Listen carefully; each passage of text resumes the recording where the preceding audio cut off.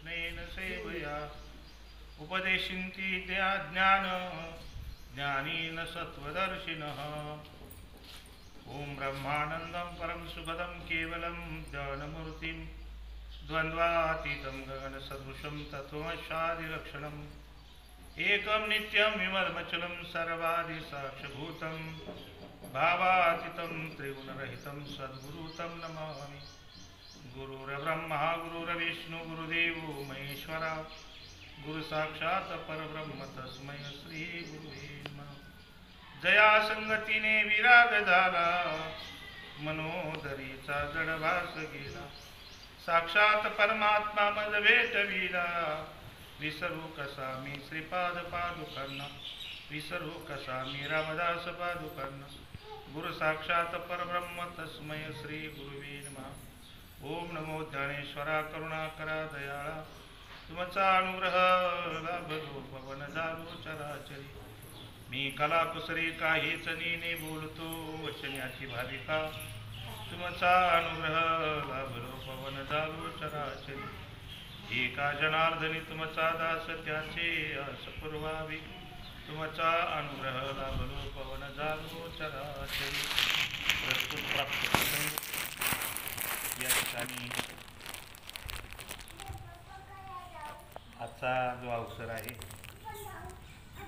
आणि परम पवित्र पावन असा अवसर आहे की या दिवशी गुरुपौर्णिमा करण्याचा योग या ठिकाणी आपल्याला येते। गुरुपौर्णिमा हा पवित्र पावन दिवस याच्यासाठी म्हटला गेलेला आहे की भारतीय जी परंपरा आहे आध्यात्मिक परंपरा या अध्यात्म परंपरेमध्ये सद्गुरूला फार मोठं स्थान आहे आणि ही परंपरा आजपर्यंत ज्यांनी आपल्यापर्यंत पोहोचवण्यासाठी पोहोचवली अशा महान साधू संतांचा गौरव खऱ्या अर्थानाच्या या दिवशी केला जातो।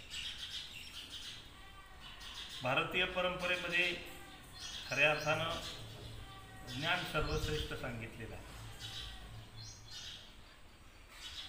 ही भूमिका हे ज्ञान ज्या महान परंपरेतील महात्म्यांनी आजपर्यंत सांभाळलं आपल्यापर्यंत आणलं त्याच्यासाठी त्यांनी जो त्याग करावा लागला तो केलेला आहे आणि त्या त्यागात खऱ्या अर्थानं त्यांच्या त्या त्यागाचा आज आपण गौरव करणार आहोत। त्या त्यागामुळेच खऱ्या अर्थानं आपल्यापर्यंत हे सर्व तत्वज्ञान पोचलेलं आहे आपल्यापर्यंत हे ज्ञान पोचलेलं आहे आणि आपणही कृतकृत्य त्या ज्ञानानं झालेलो खऱ्या अर्थानं त्या साधू संतांचा गौरव करण्याचा आजचा हा दिवस आहे। त्या साधू संतांच्या त्या उपकारातून थोडं का होईना उतराई होण्याचा आजचा हा दिवस आहे आणि म्हणून अशा महान साधू संतांच्या परंपरेनं जे ज्ञान आलेलं आहे आपल्यापर्यंत त्याचा उहापोह होणं आणि ज्या महात्म्यांनी आपल्यापर्यंत हे ज्ञान आणून पोचवलं त्यांचा गुणगौरव होणं किंवा त्यांचा सेवा आपल्या हातून होणं हे फार महत्त्वाचं आहे आणि म्हणून आजचा हा दिवस खऱ्या अर्थानं व्यास पौर्णिमा म्हणा गुरुपौर्णिमा म्हणा म्हणून साजरा होतो। कारण या भारतीय परंपरेमध्ये प्रथमतः आज आपल्याला जे ज्ञान मिळलं त्या ज्ञानानं आपण कृतकृत्य झालो ती परंपरा चालू केली ज्यांनी ते व्यास महर्षी आहेत। व्यास महर्षींनी खऱ्या अर्थानं ज्ञानाचा विस्तार केलेला आहे आणि त्या ज्ञानाचा विस्तार करत असताना त्यांनी अनेक ग्रंथ लिहिलेले आहेत। 4 वेदांचा विस्तार त्यांनी केला 4 वेद 6 शास्त्र 18 पुराण व्यास पौर्णिमा सुद्धा म्हणतात आणि त्याच व्यासांनी दिलेलं जे ज्ञान आहे ते ज्ञान आपल्यापर्यंत जे पोहोचलं ज्या परंपरेमधून पोहोचलं त्या परंपरेचा यथोचित उल्लेख होणं त्या परंपरेचा खऱ्या अर्थानं गौरवगाथा आणि आपल्या सर्वांना माहिती पाहिजे आणि आपल्यापर्यंत ते ज्ञान आलं म्हणून ज्यांनी ते ज्ञान आपल्याला दिलं त्याच्या महात्म्यांचा गुणगौरव करणं, त्या महात्म्यांच्या त्या उपकारातून उतराई होण्याचा आजचा हा दिवस आहे. आणि आजच्या या दिवशी आपणही आपली छोटीशी गुरुपौर्णिमा या ठिकाणी साजरी करत आहोत. घरगुती का आहे ना, छोट्याशा प्रमाणात आहे, परंतु ही साजरी करत आहोत. यंदा वारी नाही, त्याच्यामुळं आपल्याला बी जरा आनंद कमी झाला. आणि बरेचसे सण आपले, ज्याला आपण म्हणतो कीर्तनं, प्रवचनं, आनंदाचे क्षण आपल्याला घेता आले नाही. परंतु गुरुपौर्णिमेच्या निमित्तानं आपल्याला हा तरी आपल्याला आनंद घेता यावा या दृष्टिकोनातून मी म्हणलं थोडं का होईना आपण प्रवचन करू. तर संत श्रीपाद बाबा, संत रामदास बाबा यांच्या या सानिध्यामध्ये, परमपवित्र अशा मंदिरामध्ये आजचा हा सत्संग होतोय. आणि सत्संगाच्या निमित्तानं या ठिकाणी जी श्लोक घेतलेला आहे तो ज्ञानेश्वरी अध्याय 4 आणि त्या 4थ्या अध्यायातील 34वा श्लोक या ठिकाणी घेतलेला आहे प्रवचन सेवेसाठी. श्लोकाद्वारे माऊली ज्ञानोबाराया आणि भगवान श्रीकृष्ण परमात्मा या ठिकाणी अर्जुनाला उपदेश करतायत की अर्जुना, ते जे परंपरेनं आलेलं जे ज्ञान आहे, खऱ्या अर्थानं मी मगाशी बोलता बोलता सांगितलं, भारतीय परंपरेमध्ये काय श्रेष्ठ आहे, तर भारतीय परंपरेमध्ये ज्ञान श्रेष्ठ आहे. आपण जे भक्ती करतो त्या भक्तीमध्ये काय श्रेष्ठ आहे, कारण संप्रदाय अनेक आहेत, वाटा अनेक आहेत. अनेक जरी वाटा असल्या तरी जसं एखाद्या तळ्याला 4 बाजूनी पायऱ्या आहेत उतरायला, चारी कोणत्याही पायरीने जरी उतरलं तरी तळ्यातलं पाणी मात्र एकच आहे. भले तुम्ही उत्तरेकडच्या पायरीने उतरा, पाणी एकच मिळणार, दक्षिणेकडच्या पायरीने उतरा, पाणी तेच मिळणार, पूर्वेकडच्या उतरलं काय, पश्चिमेकडच्या उतरलं काय, पाणी मात्र एकच आहे. तसं अनेक जरी परंपरा असल्या, अनेक साधू संतांच्या परंपरा आहेत, अनेक संप्रदाय आहेत, आणि या संप्रदायामार्फत ज्ञान मात्र एकच दिलं जातं. ज्ञान मात्र एकच आहे आणि हे ज्ञान परमपवित्र आहे की या ज्ञानानं माणसाचा जन्मच काय, तर मागचे जन्म आणि पुढचेही जन्म कृतकृत्य होतात असं हे ज्ञान आहे. आणि म्हणून ज्ञानाला परमपवित्र असं समजलेलं आहे. आणि वास्तविक पाहता याच ज्ञानाचा प्रचार आणि प्रसार ग्रंथाद्वारे अनेक साधूंनी केलेला आहे. आणि म्हणून भारतीय परंपरेमध्ये ज्ञान फार महत्त्वाचं आहे. परंतु ते ज्ञान आपल्यापर्यंत आहे तसं पोचलं पाहिजे, आहे तसं ते आपल्याला प्राप्त झालं पाहिजे. कारण जे संपूर्ण विश्वामध्ये नाही ते भारतामध्ये आहे. संपूर्ण विश्वामध्ये भरतखंडे नरदेह प्राप्ती, नरदेहाची प्राप्ती तेही भारतामध्ये व्हावी याच्यासाठी अनेक ऋषीमुनी तपश्चर्या करतात. का, तर या भारतीय परंपरेमध्ये, या भारतामध्ये खऱ्या अर्थानं जे साधू संतांनी जे ज्ञान सांगितलं ते ज्ञान या भारतामध्ये आहे. आणि म्हणून ते ज्ञान प्राप्त करण्याचा खऱ्या अर्थानं एक सुगम सोपा असा उपाय आहे आणि ते म्हणजे सद्गुरूची शरणागती. आता सद्गुरू म्हणजे काय हे पहिल्या प्रथम आपण अभ्यासलं पाहिजे. गुरु अनेक असतात, परंतु त्या ज्ञानाचं यथोचित मार्गदर्शन करणारे त्यांना सद्गुरू असं म्हटलं जातं. ज्ञान अनेक प्रकारचे आहे. वास्तविक पाहता ज्ञानाला तशी उपमा देता येत नाही, ज्ञानाला उपमा देता येत नाही. जसं परिसाला दुसरी उपमा नाही तसं ज्ञानाला दुसरी उपमा नाही. ज्ञान हे ज्ञानच आहे. ज्ञान म्हणजे आत्मज्ञान, पाहावे आपणाशी आपण या नव्हे ज्ञान, हेच ज्ञान आहे. परंतु बाकीची ज्ञानसुद्धा त्याच्यामध्ये 14 विद्या 64 कला असं सांगितलेलं आहे. तर त्या कलेला सुद्धा ज्ञानच म्हटलेलं आहे. परंतु ज्ञानाची मी व्याख्या सोपी करून सांगितली. ज्ञान म्हणजे आत्मज्ञान, दुसरं ज्ञान नाही. बाकीचं ज्ञान देणारे अनेक मंडळी असतात, परंतु जे आत्मज्ञान आहे ते देणारी मंडळी नसतात. ते जे देतात त्यांना सद्गुरू असं म्हटलेलं आहे. आणि अशा सद्गुरूंचीच खऱ्या अर्थानं ते ज्ञान मिळवण्यासाठी आणि आपल्याला प्राप्ती व्हावी, ते ज्ञान मिळण्यासाठी त्याच सद्गुरूंची सेवा व्हावी आणि ते ज्ञान खऱ्या अर्थानं आपण त्यांच्याकडून मिळून घ्यावं असं भगवान श्रीकृष्ण अर्जुनाला सांगतायत. वास्तविक पाहता मी मगाशी सांगितलं परंपरा अनेक आहेत, परंतु ते ज्ञान राहिलं नाही. ते ज्ञान राहिलं नाही. मग अशी मी त्याच्यासाठी एक उदाहरण दृष्टांत दिला तुम्हाला. एक राजा होता आणि राजाची प्रिय राणी होती.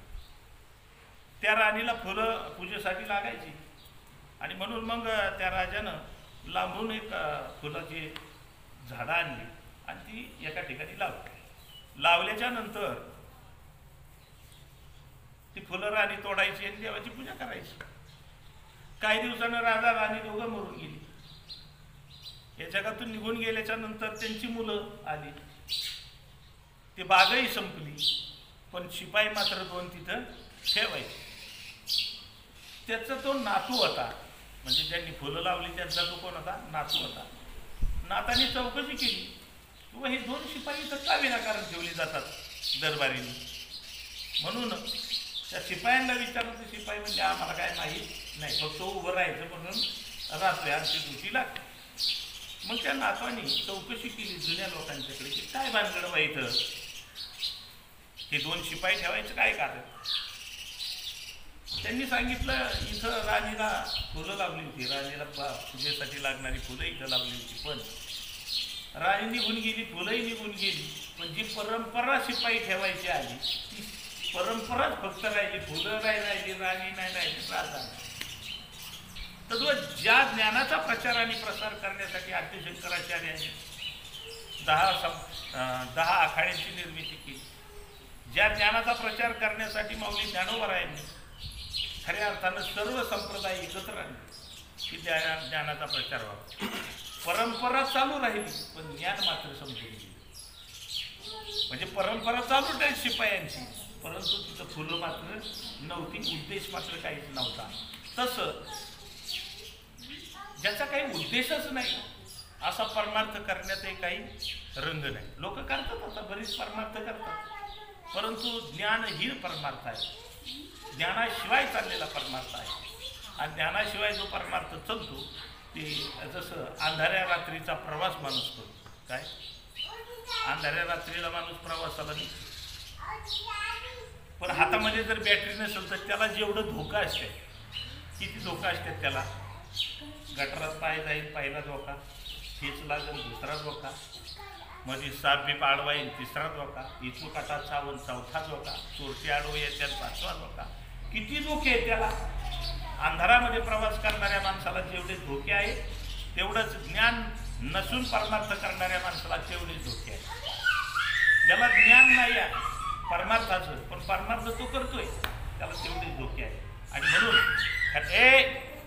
म्हणून खऱ्या अर्थानं आपल्याला ज्ञानात्मक परमार्थ केला पाहिजे. आता ज्ञान कशाला म्हणायचं तर मी मगाशीच सांगितलं, या ऋषी महात्म्यांच्या परंपरेनं एक गुह्य ज्ञान आपल्यापर्यंत पोहोचवण्याचा प्रयत्न केलेला आहे, जे बऱ्याच दिवस म्हणजे आजही तेवढंच ते गुह्य का ठेवलं जातं त्याचं कारण असं आहे, आधीच जग उद्धट गुह्य करू नये प्रगट, मोडतील भक्तीच्या वाटा संत जन कोपते. या भक्तीच्या वाटा मोडू नये म्हणून ते ज्ञान गुह्य ठेवलेलं आहे. कारण अधिकार नसलेल्या माणसाला जर पूर्णत्वाचं ज्ञान दिलं तर तो पाठीमागचे सगळे मार्ग मोडून टाकील आणि मागून येणारे जे अज्ञानी जीव आहे त्यांच्यासाठी धोका करून ठेवेल. जसं आता मी मगाशी सांगितलं किंवा त्या दिवशी मी सांगितलं की बाबा काकडा का करतात ही गोष्ट ज्याला माहिती नाही त्यांनी कधी काकडाही आयुष्यात केला नाही, तो कधी देवळातही गेला नाही काकडा करायला, आणि त्याला जर काकड्याचं मर्म सांगितलं तर तो काकडा कधी जाणार, तो काकडा करणार नाही का, त्याला मर्म कळलं तो काकडा करणार नाही. जर तुम्हाला असं सांगितलं म्या संसारात शेवटी, आता समजा कवितकी भाऊला सांगितलं, कवितकी भाऊ तुम्हाला तुमचं भविष्य सांगतो, म्हणजे काय तुम्ही आता पोराला शाळा शिकावली, पोरगा लहानाचं मोठं झालेलं होईल, पोराचं लग्न होईल आणि पोराला बायको आली की पोरग तुम्हाला हातपाय बांधून हाणणार. काय सांगितलं म्या भविष्य सांगितलं, भविष्य सांगितलं कळत किंवा तुम्हाला पोरगा हातपाय बांधून हाणणार आहे. आता भविष्य कळलं पुढचं काय पोरगा हाणणार कशी, मग असं हाणणार आहे तसं हाणणार आहे. मग याच्यासाठी काहीच नाही करायचं, घरं नाही दारं नाही, जी जमीन इकून खाल्ली जुळल का. म्हणजे ज्याला फायनल ज्ञान मिळतं त्याला जो आनंद घ्यायला मिळतो ना आता काकड्यातून म्हणा, हरिपाठातून म्हणा, हे जे अज्ञानी लोक आनंद ज्या गोष्टीतून घेतात त्याच लोकांना जर फायनल ज्ञान कळलं तर त्यांना तो आनंद घेता येणार नाही. म्हणून गुह्य ठेवायचं आणि अधिकारापर्यंत ते ज्ञान हळूहळू हळूहळू पायरी पायरीने देत जायचं. कारण जर फायनल ज्ञान दिलं तर जो आनंद जो परमार्थातून आपल्याला घ्यायचा आहे तो नाहीसा होऊ शकतो. म्हणून खऱ्या अर्थानं ते ज्ञान गुह्य नाही ठेवलं आणि गुह्य याच्यासाठी ठेवलं की अधिकारापर्यंत ते द्यायचं म्हणून गुह्य ठेवलेलं आहे. वास्तविक पाहता ज्याचा बालवाडीत बसायचा अधिकार आहे त्याला करे कमळाचा शिकवला पाहिजे. त्याच्यानंतर प्राथमिक अवस्थेमध्ये जो गेला, प्राथमिक अवस्थेमध्ये गेल्याच्या नंतर त्याला करे कमळाचा, खरे खटाऱ्याचा, गरे गरुडाचा, त्याच्या पुढं मग बे एक बे दोन चार हे शिकवलं पाहिजे. म्हणजे जसा ज्याचा अधिकार होतो त्याच पद्धतीनं त्याला ते ज्ञान द्यायचं. म्हणूनसाठी त्या साधू संतांनी ते गुह्य ठेवलेलं आहे. आणि खऱ्या अर्थानं तो आनंद प्राप्त व्हावा.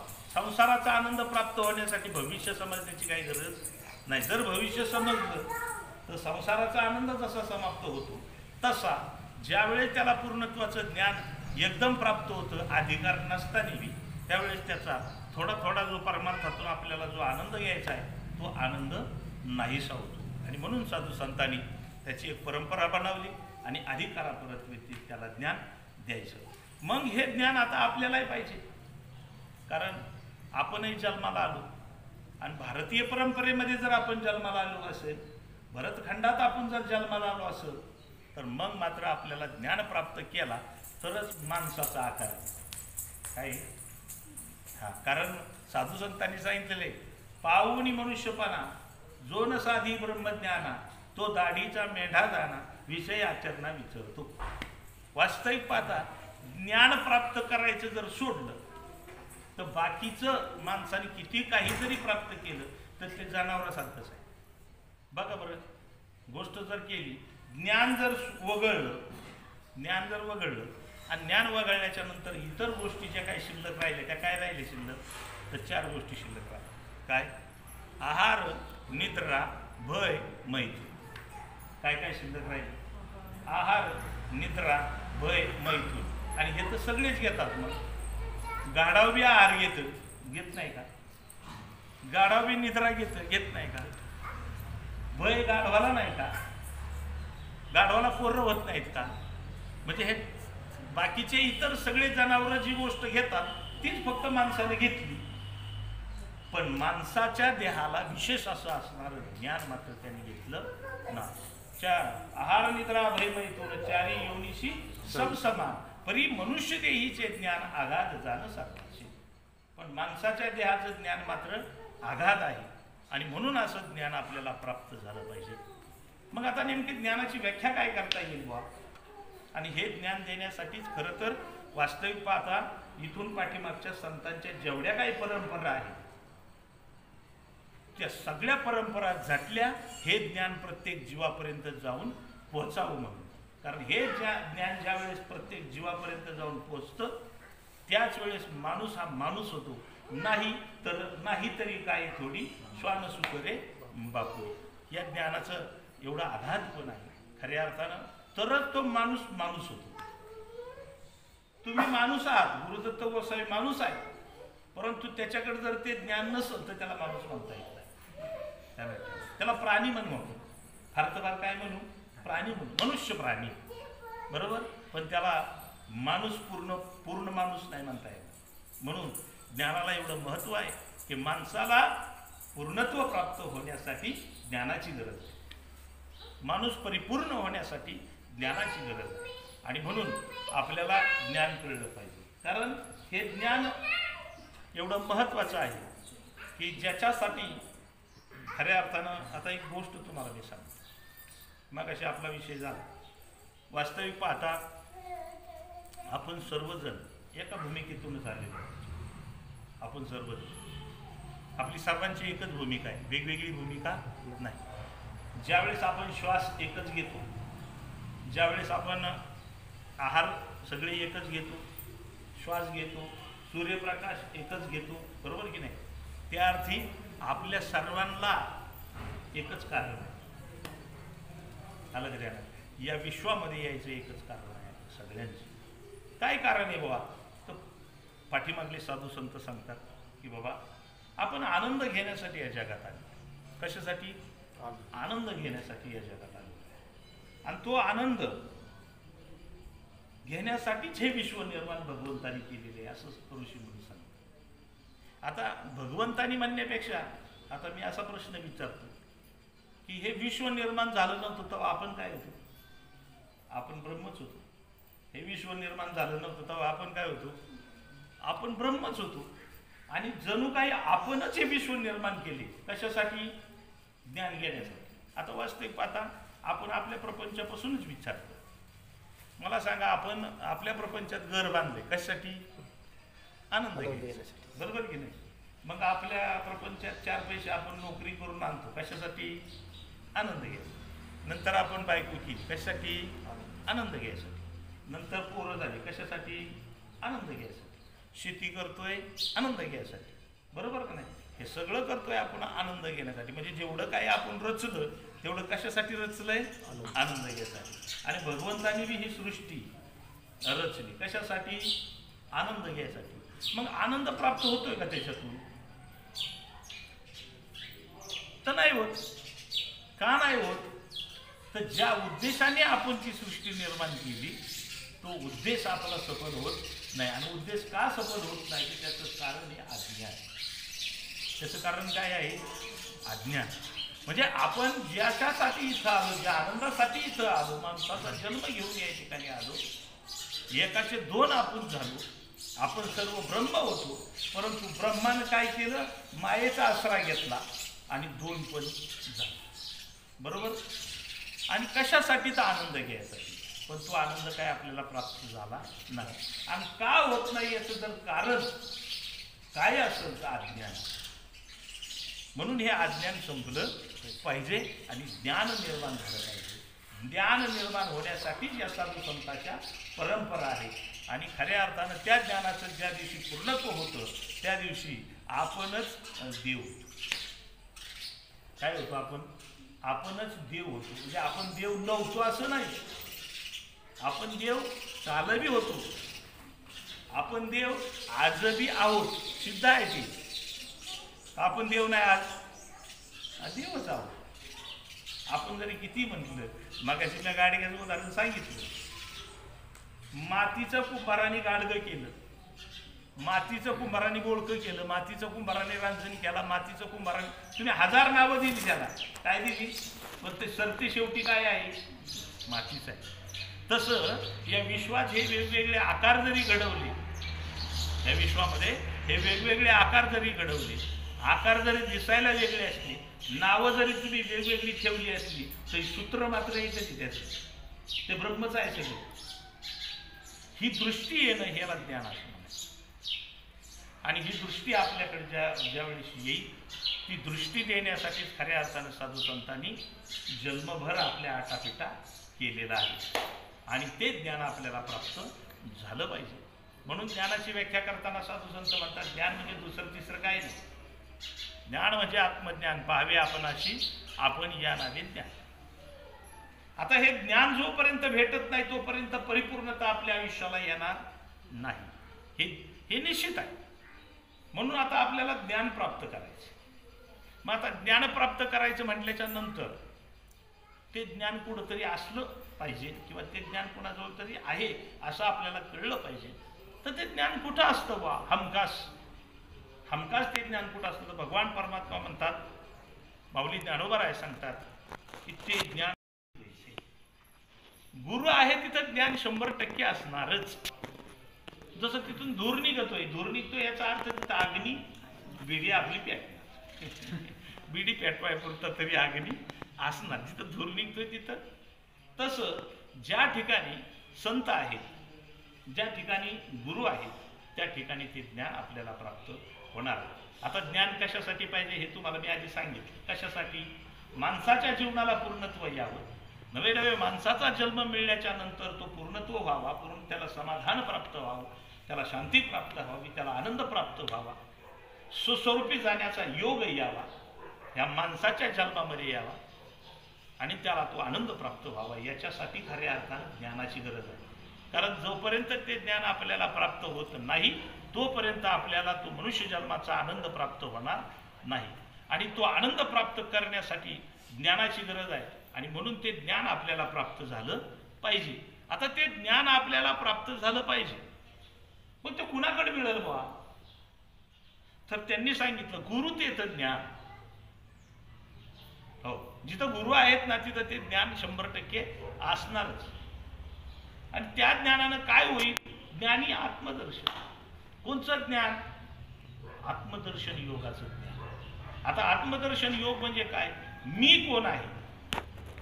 वास्तविक पाहता आपण जन्माला आल्यापासून विचार करतो. लहानपणी मी तर झोपायचो असं, अंगणामध्ये झोपलं वर आकाशाकडे पाहिलं की चांदण्या दिसायचं, चंद्र चांदण्या. आयला कुणी बनवलं असेल वय, असा विचार येतोच ना.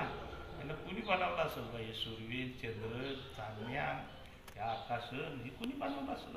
असे अनेक प्रश्न पडायचे मनामध्ये.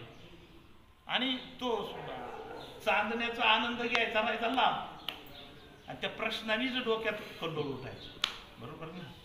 तसं माणसाचा जन्म आपल्याला प्राप्त झाला आनंद घ्यायसाठी, आनंद घ्यायचा राहिला लांब, पण अनेक प्रश्नाचेच कल्लोळ आपल्या डोक्यात उठले. आहे की नाही? मी कोण आहे? चायली बायको, माझीच बायको कशी काय, ती बोरली की हाडळीवान दिसती. म्हणजे हे सगळं काय जे काय चित्र निर्माण झालं, काय बा नेमकं, हीच नेमकी माझी बायको कशी काय झाली, असे अनेक प्रश्न. ते प्रश्नच आपल्याला सुटले नाहीत आयुष्यभर, आणि मग आनंद कसा प्राप्त होणार? जसं चांदण्याचा आनंद घ्यायसाठी प्रश्न संपले पाहिजे. कुणी निर्माण केला हा चांदमामा, कुणी निर्माण केलं चांदणं, तसं हे आनंद घेण्यासाठी आपल्याला सुद्धा हे प्रश्न सगळे संपले पाहिजे. आणि ते प्रश्न सगळे सुटतील ते आत्मज्ञानानं सुटतील. पहिला प्रश्न तर हाच आहे, आपल्यापासून निर्माण झाला. मी कोण आहे हेच कळत नाही. समजा मी राजाराम जगताप असं जर मानलं तर मग मी बारशाला माझं नाव राजाराम ठेवलंय. मग बारशाच्या आधी माझं अस्तित्व होतं, मग माझं नाव काय होतं? बारशाच्या आधी माझे अस्तित्व होतं. साधू संत तर म्हणतात ह्या जन्माच्या आधी मी अस्तित्व होतं. साधू संत सांगत असताना सांगतात, काल कुठंतरी होतो आपण म्हणून आज इथं आलो. काल कुठंच नसतो तर आज इथं आलो असतो का? काल समजा गुरुदत्त जर लिमगावला नसता तर तो कोळगावला आज आला असता का? नाही. ज्या अर्थी तो कोळगावला आज आला त्या अर्थी काल तो निमगावला नक्कीच, निमगावला किंवा तळेगावला कुठंतरी असेल ते 100%. त्याच्याशिवाय तो आज इथं येऊ शकत नाही. तसं आपण या जगात जन्माला आलो याचाच अर्थ आपण या जन्माच्या अगोदर कुठंतरी होतो म्हणून आज इथं आलेलो. आणि ज्या अर्थी इथं येणारा प्रत्येक जीव जातो त्या अर्थीच आपल्यालाही एक दिवस इथून जावं लागलं. पण जायच्या आधी ज्या अर्थी आपण इथं आलोय त्या अर्थी काहीतरी कारणासाठी आलेलो आहोत. मग ते कारण कळलं पाहिजे. कार्यकारण भाव समजला नाही तर मग उपयोग होणार नाही. आणि म्हणून मग आपल्याला ते ज्ञानाची गरज आहे. कारण ते ज्ञानच परिपूर्ण बनवतं माणसाला. मनुष्यत्व देतं ते ज्ञान, माणसाला पूर्णत्व देतं ते ज्ञान. आणि म्हणून त्या प्रश्नानं सगळी उत्तरं मिळतील. आणि एकदा उत्तरं मिळली का आपल्याला आपली जी वाट आहे जीवनाची, ज्याच्यासाठी खऱ्या अर्थानं आपण जन्म घेतलेला आहे, आणि ती वाट आपल्याला सुस्पष्ट दिसायला लागेल. तोपर्यंत मात्र आपण ह्या अज्ञानाच्या चक्रव्यूहातच अडकून बसू. कशासाठी काय आहे, साधन काय, साध्य काय हे समजणार नाही. साधन साध्याचा मार्गच कळणार नाही. आता मला सांगा, संसार हे साध्य आहे का साधन आहे? पण ते आपलं साध्य झाले. बरोबर का नाही? संसार हे काय साधन आहे, पण ते काय झालंय आपलं साध्य झाले. हे सगळं करायचं कशासाठी? संसारासाठी. म्हणजे साध्य संसार झाला आहे की नाही? पण संसार हे तर साधन सांगितलेलं आहे. शरीर हे काय आहे? साधन आहे का साध्य आहे? मग हे शरीरच जर साध्य झालं तर मग आपल्याला आनंद प्राप्त होऊ शकत नाही. आणि म्हणून आपल्याला काय करायचंय? नेमकं अचूक असं ज्ञान आपल्याला मिळलं पाहिजे. त्याला सार म्हणतात. काय म्हणतात? सार ज्ञान आपल्याला मिळलं पाहिजे. आणि हे सार कळण्यासाठी आपल्याला साधू संतांच्या परंपरेनं आलेलं ज्ञान प्राप्त व्हायला पाहिजे. आणि ते ज्ञान काय आहे? तर ज्ञान म्हणजे आत्मज्ञान. आता आत्मज्ञान कशाला म्हणायचं? पहिली गोष्ट, मी कोण आहे हे ज्या ज्ञानानं कळतं त्याला आत्मज्ञान असं म्हणतात. आहे मी हा कोण करावा विचार म्हणे ज्ञानेश्वर निवृत्तीचा. आहे मी हा कोण करावा विचार. मी कोण आहे याचा विचार ज्या ठिकाणी होतो त्याला ज्ञान असं केलं आहे. आता तुम्ही म्हणता मी राजाराम जगताप मगाशी सांगितलं, राजाराम जगताप बारशाला ठेवलेलं ना, पण त्याच्या आधी बी आपण होतो. ते कोण होतो नेमकं, काय होतो नेमकं, हे संपूर्ण ज्ञान ज्याच्यातून कळतं त्याला आत्मज्ञान असं म्हणायचं. आणि त्या आत्मज्ञानानं परिपूर्णता प्राप्त होते, त्याच आत्मज्ञानानं आनंद प्राप्त होतो, त्याच आत्मज्ञानानं समाधान प्राप्त होतं. आणि हे आत्मज्ञान कुठं भेटेल तर ते सांगतात, ते ज्ञान भेटण्याची जागा एकच आहे, ते म्हणजे संत आहे, ते म्हणजे गुरु आहे. त्या गुरूंच्या पशीत जाऊन ते ज्ञान आपल्याला प्राप्त करून घ्यावा लागेल. ते तसं प्राप्त होत नसतं. आणि म्हणून मग ते सांगतात, ते ज्ञान पैगा बरवे जरी मनी अति आणावे तरी संताया भजावे सर्वस्वीसी. सर्वस्वानं ज्यावेळेस आपण त्या संतांना शरण जाऊ त्यावेळेस आपल्याला ते ज्ञान प्राप्त होऊ शकतं. आता ते प्राप्त करण्याचं साधन संतच का आहेत? तर संताकडे तो ठेवा आहे. उजळले भाग्य आता अवघी चिंता वारली संत दर्शनी हा लाभ पद्मनाभ जोडीला. संताच्या त्या ज्ञानातच ताकद आहे की आपलं भाग्य त्याच दिवशी उजळलं म्हणायचं खऱ्या अर्थाने. आणि ज्यावेळेस संतांच्या ज्ञानाची परिपूर्णता होती त्यावेळेस ही पौर्णिमा. संतांच्या ज्ञानाची परिपूर्णता होती त्यावेळेस काय होतं? परिपूर्णता, पौर्णिमा ही निर्माण होते आणि आपण आपल्या स्वस्वरूपामध्ये जातो. 84 लक्ष योनीचा जो आपल्याला फेरा आणि तो चुकून जातो त्या ज्ञानाने. म्हणून ते ज्ञान आपल्याला कुठे घेऊन जातं तर ते ज्ञान आपल्याला स्वस्वरूपापर्यंत घेऊन जातं. आता स्वस्वरूप म्हणजे काय? आता ज्ञान कशासाठी? स्वस्वरूपापर्यंत जाण्याचं. आता स्वस्वरूप म्हणजे काय? तर स्वस्वरूप म्हणजे आपलं जे मूळ स्वरूप आहे त्याचं स्वस्वरूप असं म्हणायचं. वास्तविक पाहता आपण बारीक जर विचार केला तर आपल्या घरामध्ये इथं पाऊस पडतो, बरोबर की नाही? पाऊस पडतो का समुद्र पडतो?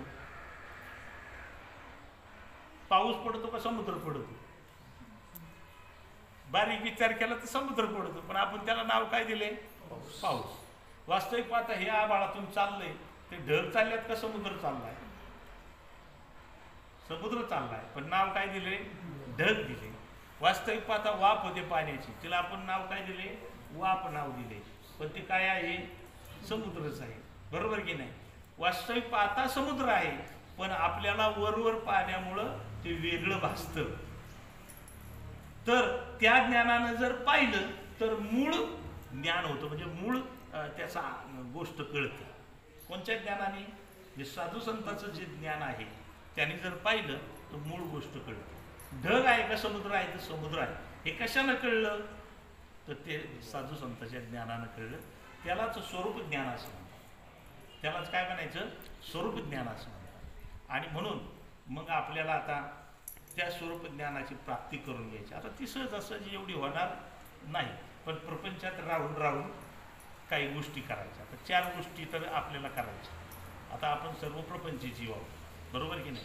मग प्रपंची जीव असल्याच्या नंतर आपल्याला एकदम जर तुम्हाला ते ज्ञान सांगितलं तर तुम्हाला ते काय पटायचं नाही, पचायचं, बरोबर?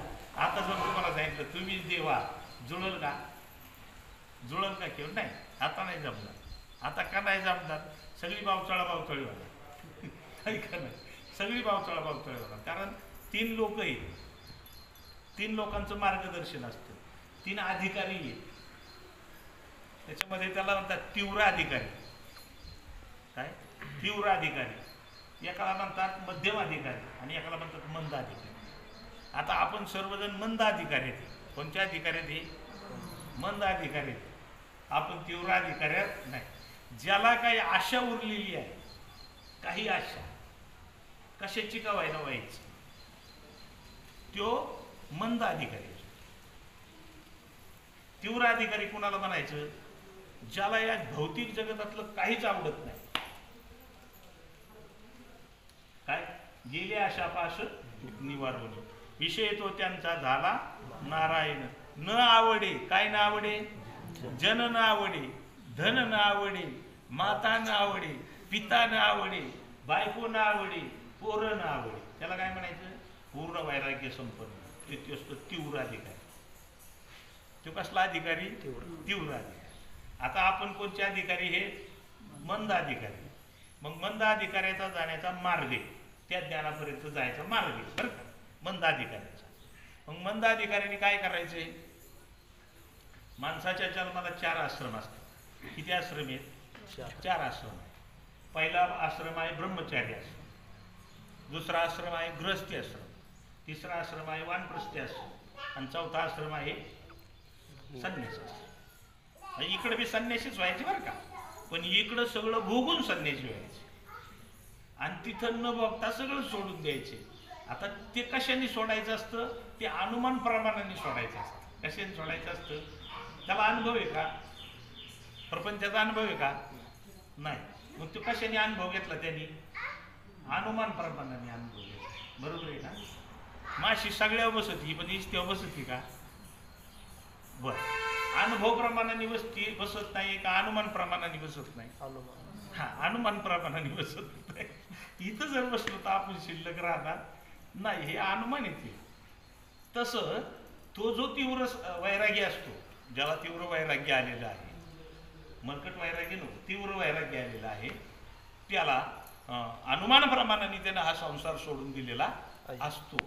अनुमान प्रमाणाने किंवा संसार दुःख मुळ चोहीकडे इंगळ. ज्या अर्थी साधू संत म्हणले संसार इंगळे, त्या अर्थी त्याच्यात पडायचं नाही. आता आपण त्यातली दडेबाज मंडळी थोडी, त्यांनी जरी सांगितले आपल्याला संसार दुःख मुळ, तरी आपण काय केले? उडी हाणली त्याच्यात. काय केली? उडी हाणली. आता उडी हाणल्यावर मार्ग नाही, आता तिथं सुटायला मार्ग आहे का? मग आता त्याला मात्र तीव्र संन्यासी म्हणू शकत नाही, तीव्र वैराग्य त्याला नाही. मग त्याला तो तिसऱ्या स्टेपला. मग या तिसऱ्या स्टेपला काय येतं? तर तिसऱ्या स्टेपला येतं संसारात राहून त्या ज्ञानापर्यंत पोहोचायचं. काय येते? संसारात राहून त्या ज्ञानापर्यंत पोचायचे. आणि त्याचा मार्ग काय सांगितला? त्याचा मार्ग सांगितला. तर संसार करायचा म्हणलं गृहस्थी, तर गृहस्थ्यामध्ये 4 भाग पडतात. पहिला भाग आहे, याच्यात 4 पुरुषार्थ आहेत: धर्म, अर्थ, काम आणि मोक्ष. हे 4 पुरुषार्थ जर पूर्ण केले तर त्याला शेवट मोक्ष प्राप्त होतो, हे निश्चित आहे. आणि म्हणून आता या संसारी जीवनाला म्हणजे आपल्याला त्या ज्ञानापर्यंत जर जायचं असेल तर मार्ग एकच आहे की आपल्याला सद्गुरूला शरण जावं लागेल. वेळोवेळी त्यांच्याकडे जावं लागेल आपल्याला. ते ज्ञान पैगा भरवे जरी मनी अति आणावे, तरी संताया भजावे सर्वस्वीशी. वास्तविक पाहता आपल्याला तर संसाराचं बी ज्ञान नाही, परमार्थाचं बी नाही. हा, काय 4 पुरुषार्थांचं ज्ञान? धर्म म्हणजे काय येईल का सांगता आपल्याला? धर्म म्हणजे काय बा? संसारात हा पुरुषार्थ आम्हाला साधायचा आहे, पण आता धर्म म्हणजे काय आधी कळलं तर पाहिजे. आणि तो कळण्यासाठी का व्हायना आपल्याला कुठे जावं लागेल शेवटी? तरी संताया भजावे सर्वस्वीशी. संताला शरण जावं लागेल, कारण त्याचं ज्ञान त्यांनाच आहे. धर्म कशाला म्हणायचं, अर्थ कशाला म्हणायचं, काम कशाला म्हणायचं आणि मोक्ष कशाला म्हणायचं, हे 4ही पुरुषार्थ आपल्याला आणि संतांकडूनच त्याचं ज्ञान सुद्धा मिळणार आहे. हे 4 पुरुषार्थ आपण साधले असता आपल्याला मोक्ष प्राप्त होतो. काय प्राप्त होतो?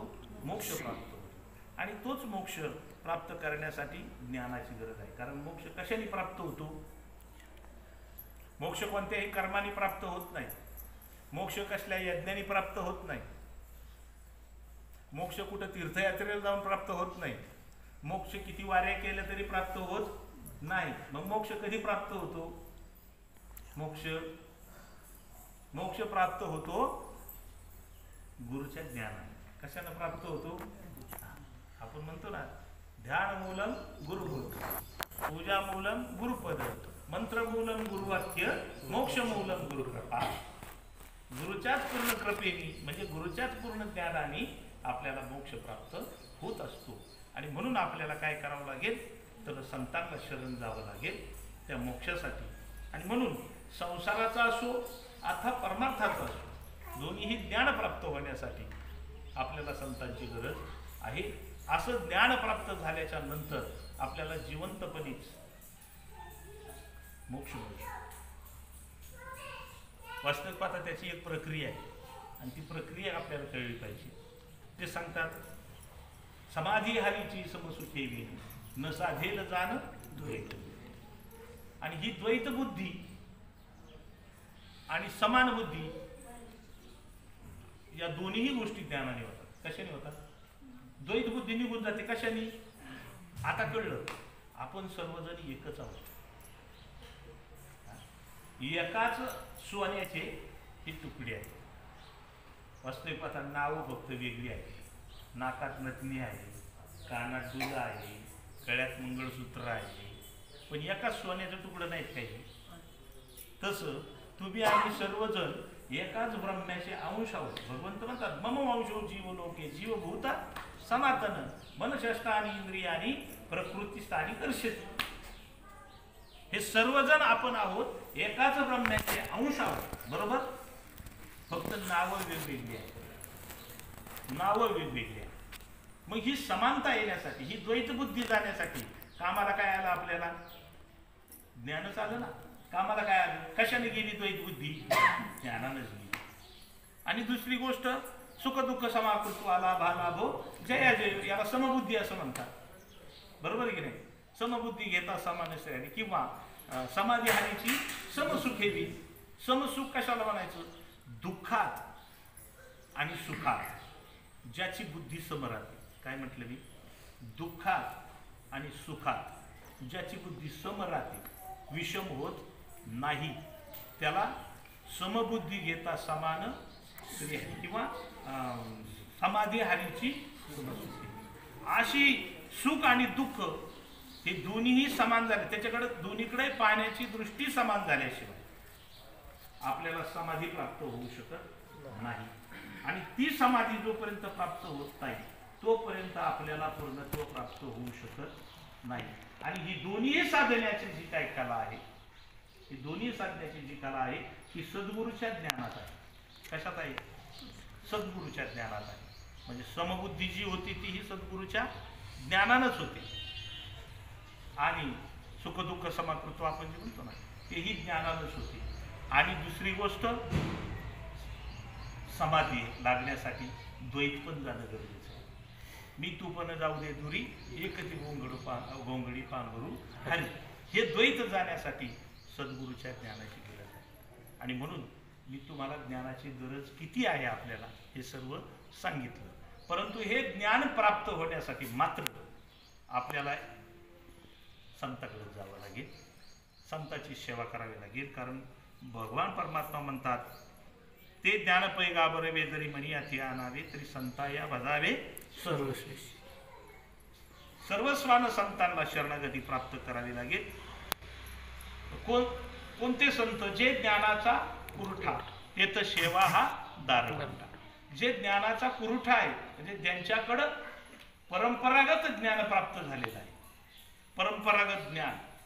आता जसं तुम्हाला सोन्याचा साठा प्राप्त झाला याचा अर्थ तो तुम्हाला अचानक सापडलेला नाही, तो कुणीतरी ठेवला होता. तो का म्हणे होता? ठेवा. आणि तो तुम्हाला प्राप्त झालेला आहे. तसं तुमच्यापर्यंत कोणत्या मालिकेने तो ज्ञान आणून ठेवलेला आहे, ती मालिका समजून घेऊन तो पुरवठा, त्या मालिकेचा तो ठेवा त्यांच्याकडे आहे हे जाणून आपल्याला त्यांना शरण जायचे.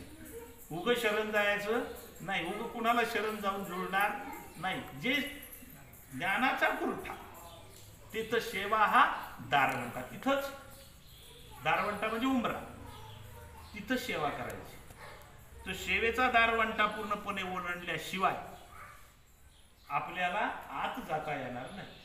म्हणून सेवा हा दारवंटा, म्हणजे संतांची कृपा आपल्यावरती तशी होणार नाही. म्हणून सेवा हा दारवंटा. आणि हे सेवेला जर ते प्रसन्न झाले, ते स्वाधीन करी सुबठा ओळखणी.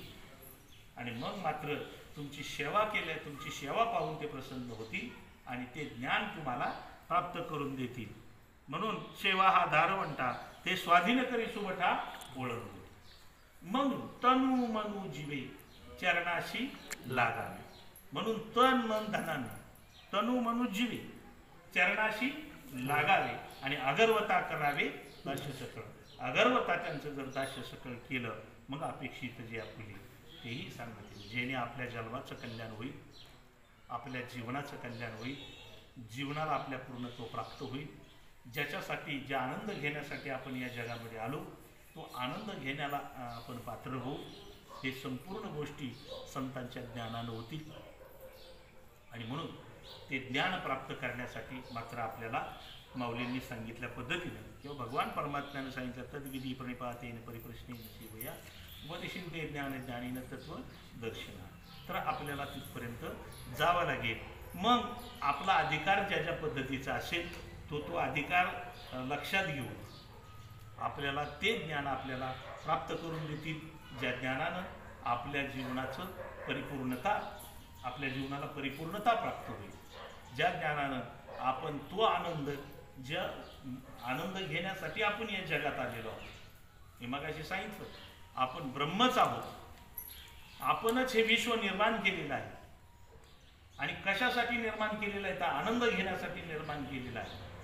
परंतु ज्या अज्ञानाचं आवरण आपल्यावरती आहे म्हणजे जसं पाण्यावरती शेवाळाचं आवरण येतं, पाण्यावरती कशाचं आवरण येतं शेवाळाचं आवरण येतं, तसं आपल्या स्वरूपावरती या देहाचं या नावाचं या अज्ञानाचं आवरण आलेलं आहे. ते आवरण आणि आपल्याला घालवायचं काय करायचंय ते आवरण घालवायचं काम संतांचं ज्ञान करत असतं. वास्तविक पाहता आपणच हे विश्व निर्माण केलेलं आहे, आपणच हे जग निर्माण केलेलं आहे, आपणच ब्रह्म आहोत. कालही होतो, आजही आहोत, उद्याही राहणार आहोत. पण आपल्याला हे अज्ञान पहिलं हटवलं पाहिजे. अज्ञान गेलं की आपल्याला आपल्या मूळ स्वरूपाचं दर्शन झाल्याशिवाय राहणार नाही आणि मूळ स्वरूपाचं दर्शन घडलं की पूर्णत्व आपल्याला प्राप्त झाल्याशिवाय राहणार नाही. पुन्हा 84 लक्ष योनी आपल्याला फिरावं लागणार नाही. आणि म्हणून असा ज्ञानाचा दिवा, असा ज्ञानाचा प्रकाश आपल्या जीवनामध्ये यावा, अशी ज्ञानाची पौर्णिमा आपल्या जीवनामध्ये यावी. याच्यासाठी खऱ्या अर्थानं संतांची कृपा आपल्यावरती होणं गरजेचं आहे. आणि म्हणून ती संतांची कृपा आपल्यावरती होण्यासाठी ही व्यास पौर्णिमासारखे गुरुपौर्णिमेसारखे दिवस आणि खऱ्या अर्थानं त्या सद्गुरूच्या सानिध्यामध्ये, खऱ्या अर्थानं संतांच्या विचारांच्या सानिध्यामध्ये आपल्याला जाणं गरजेचं आहे. आणि त्या सानिध्यामध्ये गेल्याच्या नंतर आपल्या जीवनाला परिपूर्णता प्राप्त होते. आणि म्हणून ही व्यास पौर्णिमा आपण साजरी करत असतो की असा जो अंधार होता जन्मोजन्मीचा, अनंत कोट्यावधी वर्षाचा अंधकार आपल्या जीवनामध्ये होता, अज्ञानरूपी अंधकार असल्यामुळं 84 लक्ष योनी आपण फिरलो पण आपल्याला मात्र ज्ञानाचा प्रकाश मिळाला नाही. आणि एका सद्गुरूच्या कृपेनं, त्या सद्गुरूच्या कृपेला ज्यावेळेस आपण पात्र झालो त्यावेळेस आज फिटले माझे कोडे बहुत जन्माचे साकडे कोण दाटले पुढे परब्रह्म सावळे, असा प्रत्यक्ष अनुभव प्राप्त झाला. अशा त्या संतांच्या कृपेनं आपण इथपर्यंत पोचलो. म्हणून त्यांची कृतज्ञता व्यक्त करण्याचा आजचा हा दिवस आहे. त्यांच्या खऱ्या अर्थानं त्यांच्या ज्ञानानं आपली कृतार्थता व्हावी, त्यांच्या ज्ञानानं आपली परिपूर्णता व्हावी आणि याच्यासाठी त्यांचीच कृपा आपल्यावरती अहोरात्र आणि जीवन असेपर्यंत राहावी, याच्यासाठी खऱ्या अर्थानं आजची ही व्यास पौर्णिमा आहे, आजची ही गुरुपौर्णिमा आहे. आणि छोट्या का प्रमाणात आपण सर्वजण आता भाग्याचा तो पावे येते नाही का, हा भाग्याचा प्रश्न आहे की किती भाग्यवंत आहोत आपण. आणि भाग्य ज्याचं असतं तो तिथपर्यंत जाऊन पोचतो, कसा बी पोचतो, मग कोणत्या का कारणाने व्हायला जाऊन पोचतो नाही का. तसं आपण इथपर्यंत भाग्याचे आहोत.